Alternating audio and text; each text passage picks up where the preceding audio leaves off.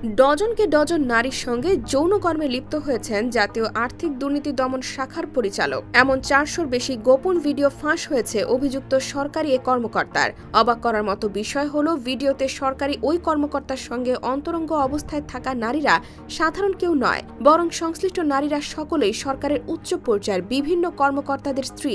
তারা অভিযুক্ত ওই কর্মকর্তার অফিসে তার সঙ্গে অন্তরঙ্গ হয়েছেন। এরই মধ্যে এসব ভিডিও ছড়িয়ে পড়েছে বিভিন্ন সামাজিক যোগাযোগ মাধ্যমে।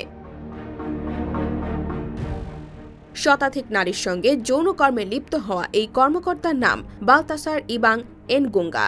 তিনি আফ্রিকার দেশ গিনির জাতীয় আর্থিক দুর্নীতি দমন শাখার পরিচালক। সম্পর্কের সূত্রে তিনি দেশটির প্রেসিডেন্ট তেওডোরো ওবিয়াং এনগুয়েমার ভাতিজা।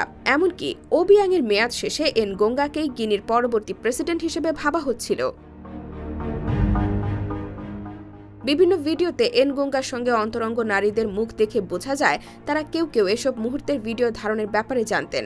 ভিডিওতে এনগোঙ্গার সঙ্গে প্রেসিডেন্টের আত্মীয়া, বিভিন্ন মন্ত্রী ও ঊর্ধ্বতন সামরিক কর্মকর্তার স্ত্রীদের অন্তরঙ্গ হতে দেখা যায়। যদিও এসব ভিডিও সত্যতা যাচাই করা যায়নি বলে এক প্রতিবেদনে জানিয়েছে সংবাদ মাধ্যম বিবিসি।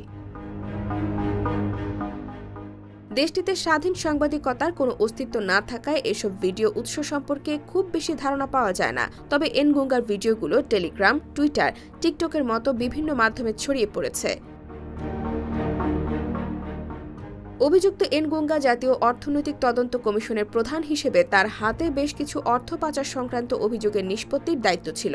তবে যৌন ভিডিও ফাঁস হওয়ার কারণে তিনি এখন তদন্তের আওতায় চলে এসেছেন। যদিও সরকার বলছে এগুলো তার বিরুদ্ধে গভীর কোনো ষড়যন্ত্রের অংশ। এমনকি এসব ভিডিও ছড়িয়ে পড়া আটকাতে বেশ প্রচেষ্টা চালিয়েছিল গিনি সরকার।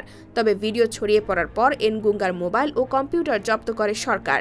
ভিডিও ফাঁসের পর 25 অক্টোবর এনগোঙ্গাকে গ্রেফতার করা হয়। IBTV USA, New York।